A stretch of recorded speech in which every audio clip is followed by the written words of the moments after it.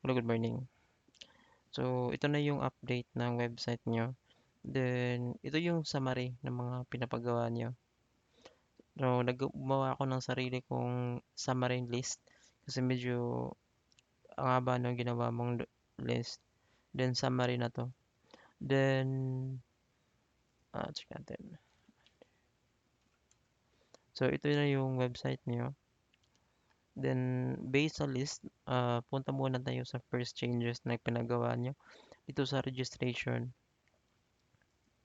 So, ang requirements nyo dito is dapat merong input field na warning. So, for example, meron siyang ganun. Then, dito naman sa mobile numbers, iba yung kanyang message, invalid mobile number. So, 0935315223. Basta invalid pa yung mobile number, ito yung lalabas na message. So, gawa tayo ng account na bago.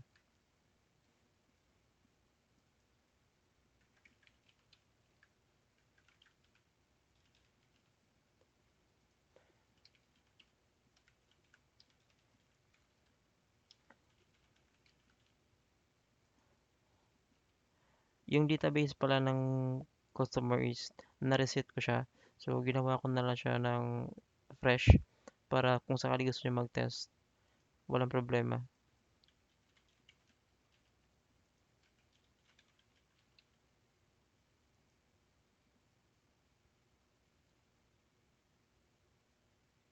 Okay, so na-create na yung account. Then, check natin sa email.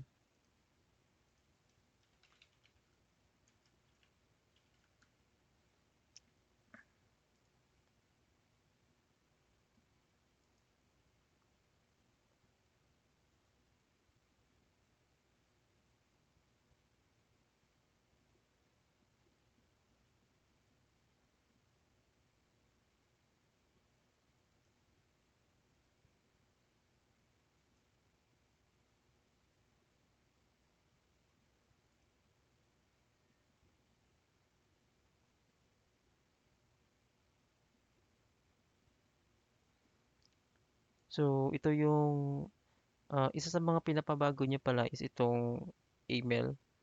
So, ang dati kasi sa luma niyong website, ang nakalagay dito is email ng user. So, isa ito sa pinapabago niyo na dapat email na, name na ni customer yung lalabas. So, mark ko lang na okay na siya. Ayan. Then, ito daan na rin to. Then, confirm natin. Okay, so, successfully verified. So, pwede na tayo mag-login.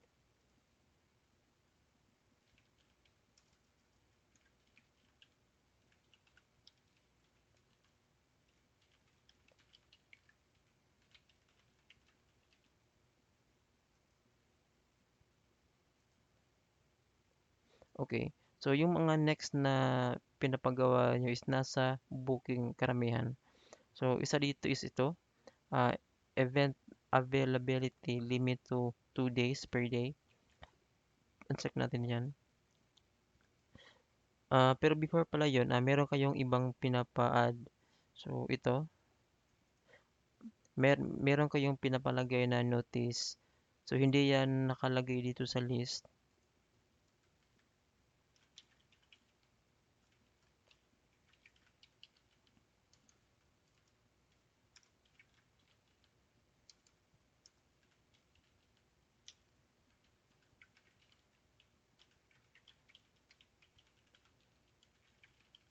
So, okay na yan.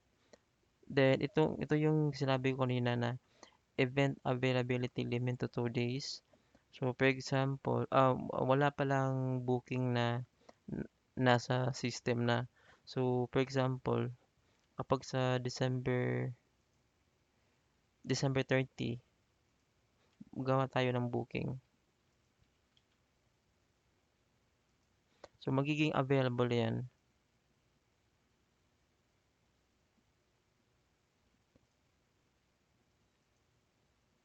So, isa lang kasi yung booking dito kaya hindi natin pwedeng ma-check siya. Pero kung ang gawin natin siyang doble, try nating copy siya para mapakita ko sa'yo kung ano yung magiging result niya.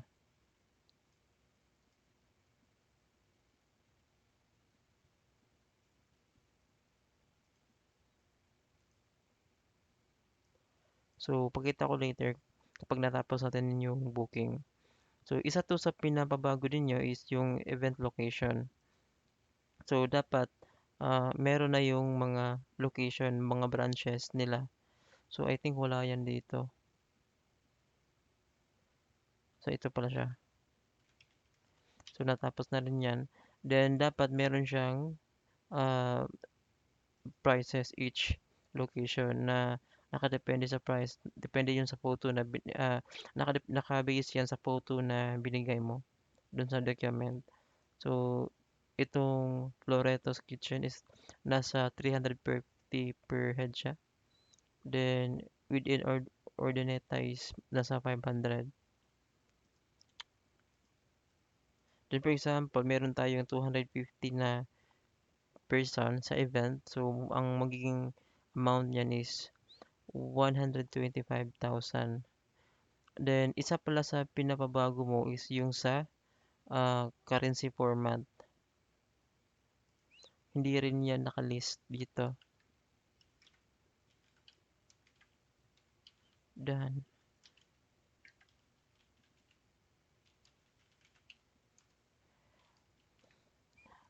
Dito pala, after nyo na request to, so dun ko na-realize na yung panel mo pala is wala siyang experience in developing software. Kasi kung alam niya kasi yon, hindi niya to i-request. Sa software development kasi meron kaming tinatawag na International Currency Format Standard. So, yan ay ginagamit na lahat ng developers. So, pakita ko lang sa'yo. Ayan to.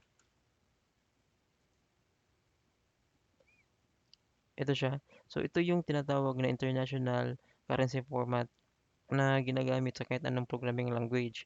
So, for example, kapag ang ang currency is yen, so automatically lumalabas ah, yung currency na yung parang icon nila.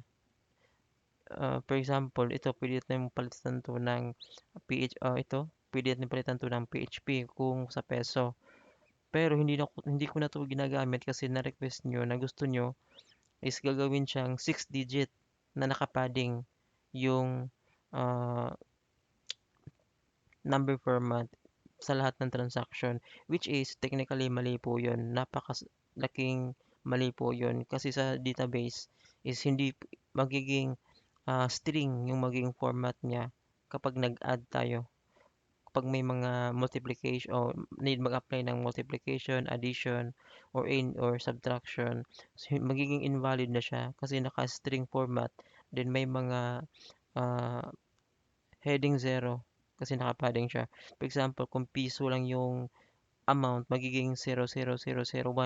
So, mali yan. So, kung sakali man na ipapabalik nyo yan sa international na currency format, hindi ko na gagawin yan. So, at least, ang sabi ko sa iyo last time, last last na revision na natin to. So, kung sakali gusto niyo ibalik yan, kayo na bahala. Then next. So, lumabas na dito yung amount. So, ang kagandahan na dito is ngayon nasa 6 digit siya. Pero kung sakali mga 15,000 lang, ang pangit tignan. Then next is dito sa ito, okay na to. Ipakita ko na lang yan later kapag gumagawa tayo ng bagong booking. Then to, okay na rin to. 6 digit na yung display ng number, which is mali yan. Pero choice nyo yan. Then, booking step 1, add a venue inclusion.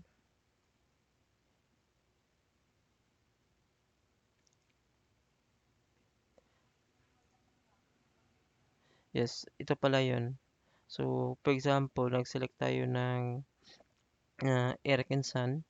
So, andito yung notice niya for venue, inclusion, and remarks.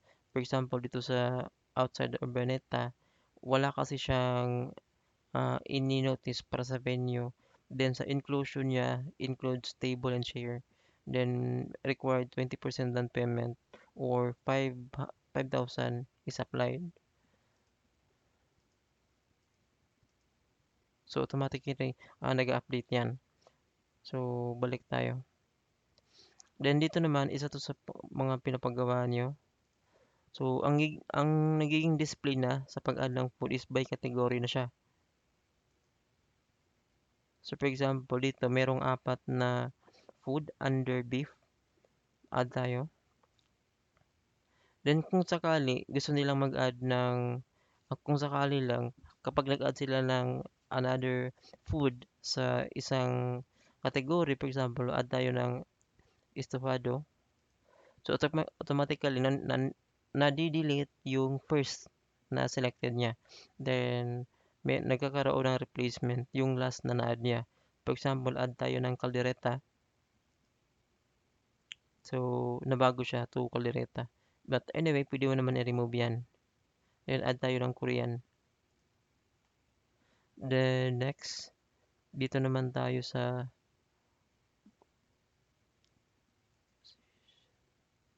chicken.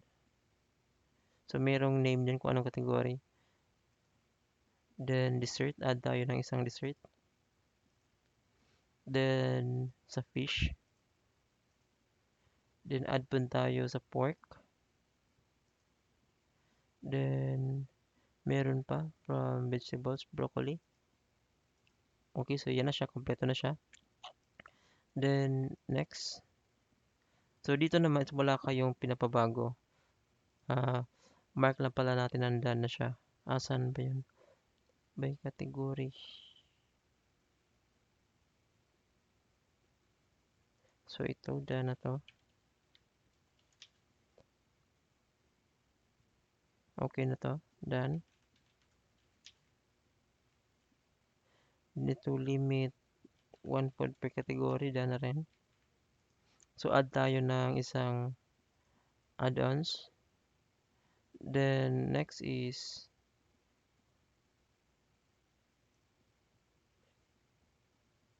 dito naman is required natin ng ID.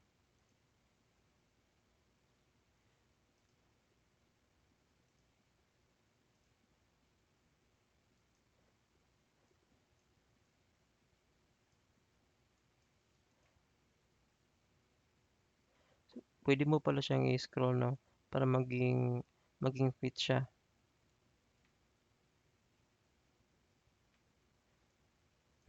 Then upload. Okay, then next. Then ito naman is based dun sa binigay mo ng document is medyo confusing siya. Kasi ang sabi mo pag first, maglagay tayo ng reference number and sender dito sa part na to. Pero sa next naman na na pinapagawa is wala ng payment. Then ang payment is pupunta na sa uh, may account after mag-send ng contract. So confusing siya, hindi clear yung instruction nyo. Kaya ang ginawa ko na lang is meron siyang button na skip. Hindi na siya next, skip na siya. Para pwede mo siyang mag-skip. Wala naman kasi kayong declaration kung i-remove yun or hindi. Then dito naman, ang gusto nyong ipabago dito is dapat automatically kinukuha na ng form kung sino yung active na user. So ito na siya, nakuha niya. So fetch, okay na to. Next is, ang next naman dito is gusto nyo, merong terms and condition na chine-check bago siya i-post. So, andito na siya. I-click mo lang itong terms and condition na naka-underline. That ito yung, andito na yung terms and condition. Then, pwede kang mag-agree dito. Then, naka-check na yan. For example, balik natin. Agree. So, okay na siya. So, reserve booking. So, nakagawa na tayo ng isang booking. So, para mapakita ko sa sa'yo kung paano gumagana yung pag-check ng availability na nakalimit lang sa 2. So, copy muna natin 'to para meron tayong dalawang booking. Okay, so balik tayo sa booking. Then, ang date nun is December 30.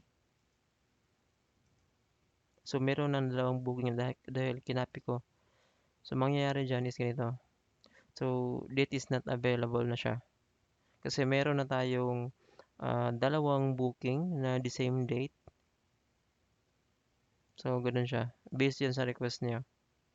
So, okay na siya. So, delete ko na lang tong isa na copy lang. Okay. So, next naman na request nyo is dapat si admin makakasend ng contract.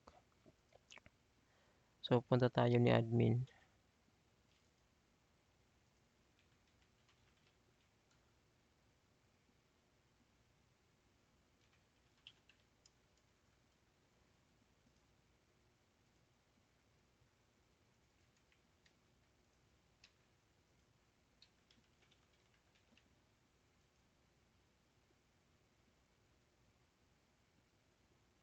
So, dito naman sa booking details, so meron siyang view na button. So, pwede mong i-access dyan.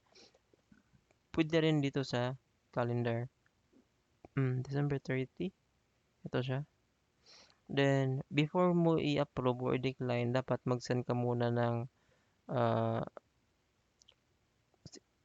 muna ng contract. Kasi, need nila ng contract kasi yung ganitong business kasi is malikihan yung amount. So, for example, dito, umabot siya ng 1,717,000. So, napakalaking amount niya. Send natin. So, kapag na-check mo yan, okay.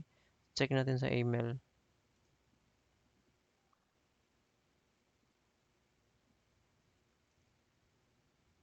Wait lang, parang may nakalimutan ako dito. So, hindi pala to na-convert into 6 digit. So, baguhin ko yan later.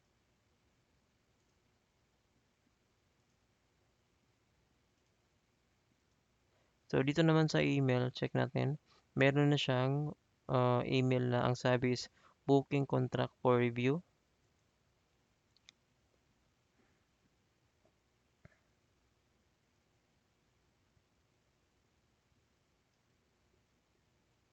So, ito yung format ng contract. So, andito yung rates and inclusion na sinabi sa request na gusto niya ipadagdag. Ito yung full information niya. Then, andito yung PDF file na na kailangang i-sign ni customer. So, kailangan niyang i-print yan, then i-sign. Then, after niya ma-sign yan, need niya i-send.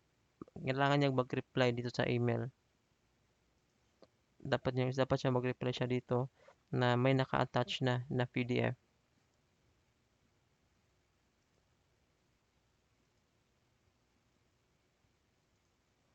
So, okay na yan. Then, for example, sa part naman bale, ang mangyayari pala dyan, kapag na-reserve na ni admin na nag-send na ng contract si customer, ang mangyayari pala dyan is, pwede na niyang i-approve. So, approve natin. Then, after niya ma-approve, makaka-receive kasi ng email si customer. Yan, naka-receive na siya ng email na after niya na send yung contract, na-approve na yung kanyang booking. So, ang mangyayari naman dyan, pag pumunta siya dito sa account niya, login muna tayo.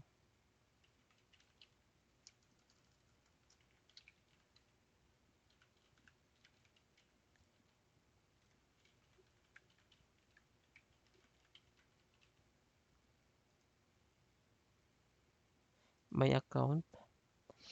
So, meron siyang button na details. Then, merong payment dito. So, once na-receive na niya yung approval ni admin, so pwede na siyang magbayad. So, pwede na niyang bayaran to. Then, provide lang yan yung email, yung reference number, then yung name, kung sino yung nag-send.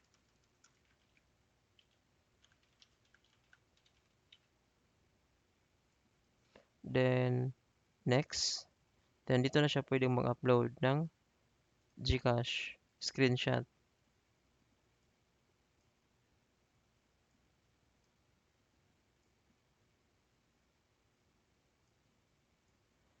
Ito na lang.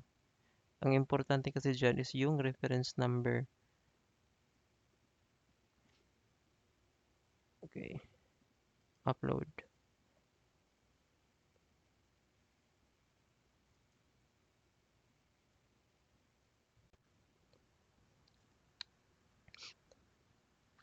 Kanina pala is nag-fail siya sa pag-upload ng receipt. Nagkaroon pala siya ng confusion dito sa booking ID.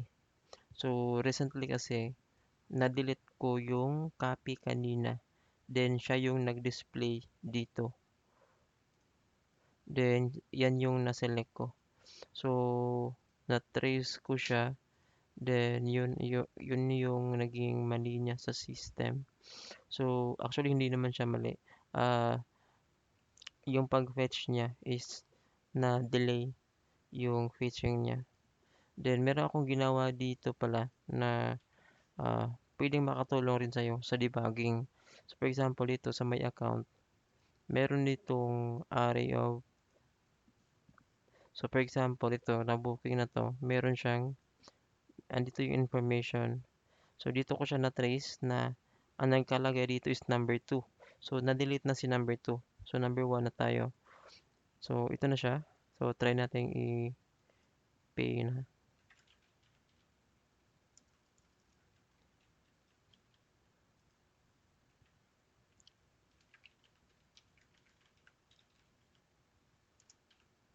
Then, proceed tayo sa payment. Select tayo ng,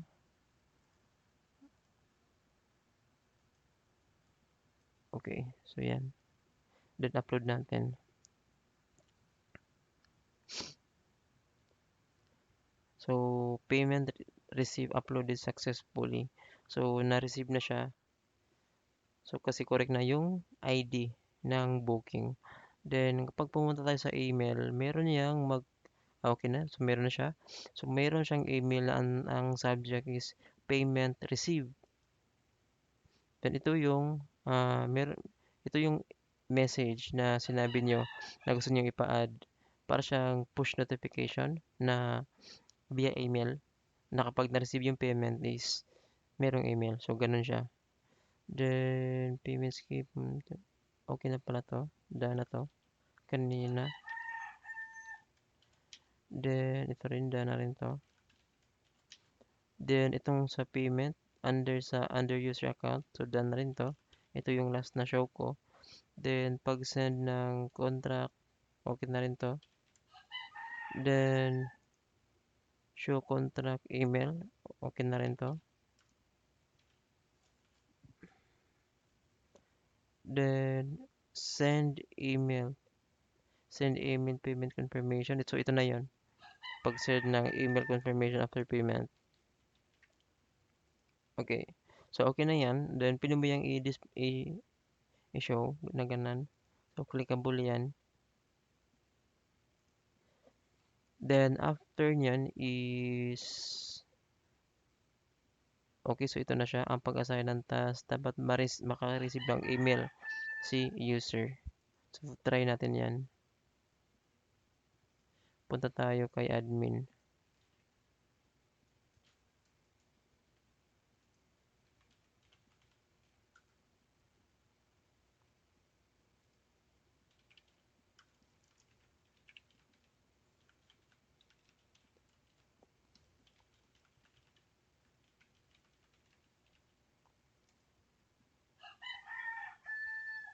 So, after pala ng booking, since na-receive na ni... Oh, wait lang. Okay. So, pwede na pala natin i-approve to kasi bayad na siya.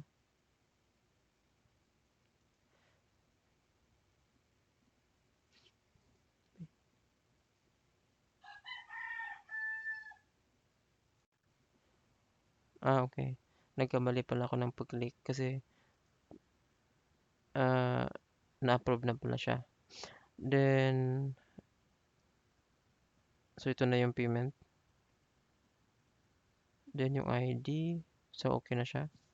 So, ang next pala is, yun na nga, yung pag-assign ng task dapat makaka-receive ng email si staff. Okay, so try natin yan. Dito tayo sa booking details. So, activity. Then, so add natin yung mga food. So, sample lang yan. Then, activity. So, at least working na siya. Then, yun na punta tayo sa pag-anong staff. For example, ito yung account ko para ma-check natin if makaka-receive ba talaga ng email. Okay. So, check natin. Okay. So, makikita mo siya na meron siyang subject na task assigned. Task assignment. So, ayan na siya. Meron siyang email. Okay. So, okay na to.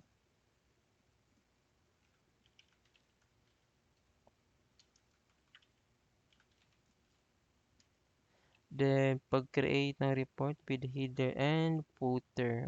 Okay. Pag-create ng header and footer. Actually, hindi ko pa siya na-test. Pero, try natin. Okay. Then,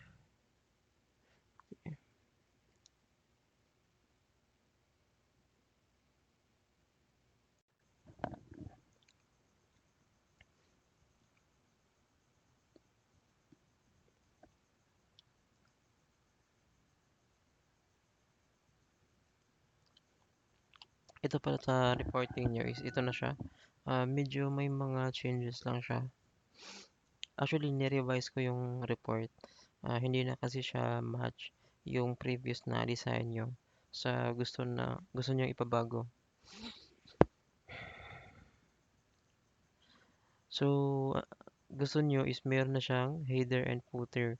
Then, hindi natin yung magagawa yan sa yung lumang style nyo na pag-generate ng report. Then, ganito siya ngayon. So, meron siyang title na monthly inventory report, which is normal yan. Sa mga ibang system na ginawa ko, monthly talaga yung mga report. Hindi ko alam kung bakit ganun yung style ng previous na version. Then, naglagay ako ng uh, legend dyan kung ilan yung lahat ng booking, ilan yung pending, approved, canceled, and yung na-complete. Then, as of now, isa lang naman yung booking na ginawa ko dahil nireset ko yung booking na database table. So, ito na siya. Then, kapag nag-switch ka ng, for example, November 2024, generate ka lang ng report. So, of course, wala namang November na data, kaya ganyan yung result. Then, sa December, so yan, meron siyang isa. Then, pwede mo yung i-download. For example, download natin dito. So, magiging downloadable na siya. Then, pwede mo yung i-open dyan. Then, pwede mo rin siyang i-print kung gusto mo. Then, naka A4 size na yan.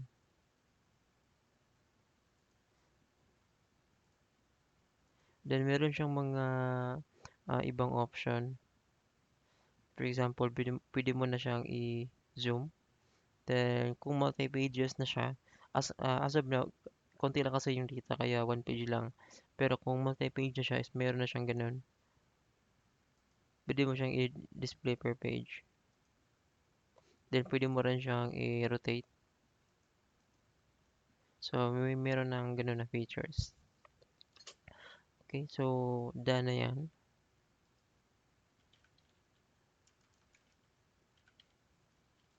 The next naman is yung promo.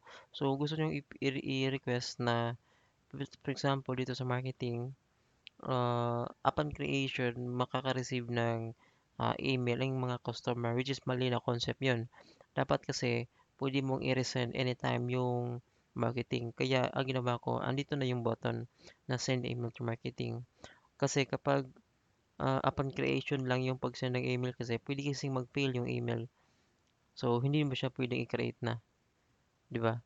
So, dapat, pwede mo siyang gawin anytime. Kaya, andito yung send email marketing. So, kapag na-click mo yan, so magtatanong lang yan ng confirmation, then send. Then, it will send email to all customer. Okay? Check natin if naka-receive tayo. Okay? So, andito na siya. So, ito na yung promo. So, yung pag-send sa database, sa script sa backend, yung pag-design ng email. So, nag-take niya ng time. So, napakarami niyang pinapagawa ngayon. Kaya, natagalan talaga siya. Then, last is dito sa activity logs. So, andito yung activity logs. Nagla-logs yan every may nag-login. For example yan, nag-login. So, kapag may booking na na-approve, kapag may new na booking, so kapag si customer nag-login, merong ganun. So, then, pwede mo yung i-delete yan.